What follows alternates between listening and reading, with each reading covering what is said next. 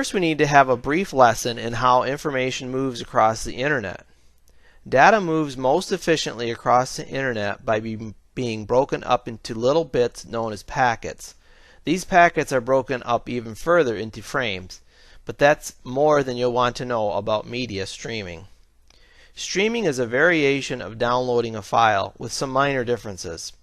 First, downloading a file in the traditional way, your computer is asking another computer, a server that sends out files to many different people, to send you packets one after another, and you have to wait for all of them to arrive before you can use them. With streaming, you start to use the packets as soon as enough of them have arrived. That is the essential difference. You can think of streaming as playing during a download. A typical MP3 music file is between 4 and 5 megabytes, which by today's standard doesn't sound like much. However, back in the day before high-speed internet, a 3-minute song could take a whole 30 minutes to download. In the 1990s, a company called Real Player pioneered the concept of streaming media. The idea was to download a small portion, say 10 seconds of the song, while the previous 10 seconds is playing. The media player, which is a streaming media playing program installed in your computer, plays the file while it's downloading. The media player never actually stores more than a small portion of the file, and once it's played that part of the file, it deletes it to make way for another part. If the media player can download the file as fast as you're listening to it, you'll enjoy an uninterrupted stream of audio. If there are any delays in the process for any reason, there will be occasional pauses while the player downloads and buffers the next part of the file. Skips and pauses are unwanted in streaming and are to be avoided. This is where the balance between uninterrupted audio and the highest quality comes into play. The trick with streaming media is for the player to adapt to the limits of your internet connection to avoid excessive buffering. Streams use RTSP or real-time streaming protocol and need to run on a server specially geared for streaming, which in my case is a dedicated server running the Shoutcast server. When you go to my web page and click the button for the stream, you're redirected to my separate streaming server. However, this all takes place behind the scenes, and so you don't notice when you press play. In the process of streaming packets, losses are ignored. Lost and damaged packets are not resent. But that usually doesn't matter because digitally streamed video and audio is converted back to analog format before we listen to it. This is a high-level overview of the configuration for running an internet radio station.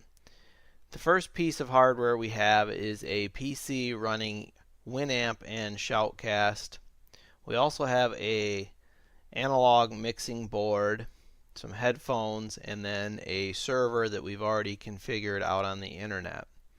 How this process works is the mixing board takes audio through the audio out jack of the PC, whether it's audio clips or music, and it sends that into the mixing board, and that's used to either play songs or sound effects. And then we have one or multiple microphones with headsets connected. The audio from the microphones is pumped into the mixing board.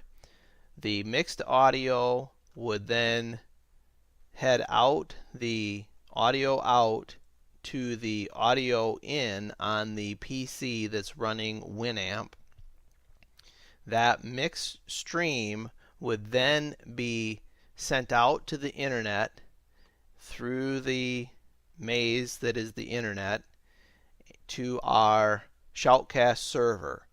The Shoutcast server makes that stream publicly available to anybody that either goes to our website and clicks on the play button or runs the Winamp media player. This is a block diagram of the processes running on the laptop to facilitate streaming of an internet radio station, and also the mixing board is represented and the Shoutcast server. So the audio that is input through the microphones, through the mixing board, is an analog signal.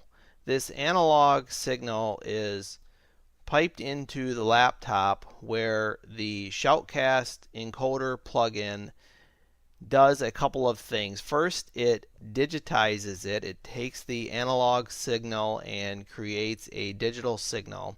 And then it also encodes it in a format such as MP3 that is streamed via the internet to our Shoutcast server. Also, Winamp, as I mentioned before, is running our audio clips, commercials, songs, etc., which that is already digital. However, when it goes out, the audio out of our PC into the mixing board, the PC takes the digital information and converts it to analog. Now, if you were running a stream that was a recorded stream, this process of digitizing the audio is eliminated. The audio is already digitized when it's playing through Winamp, so it would just go straight to the Shoutcast encoder and be encoded into MP3 or some other format to be streamed to our server. And as I mentioned before, once it's on our server, it is in a format that's available to anybody that has the correct address. In practice, that means you need a plugin in your web browser to handle whatever streaming media files the listener would like to receive, which is why most streams use MP3 since it is widely available.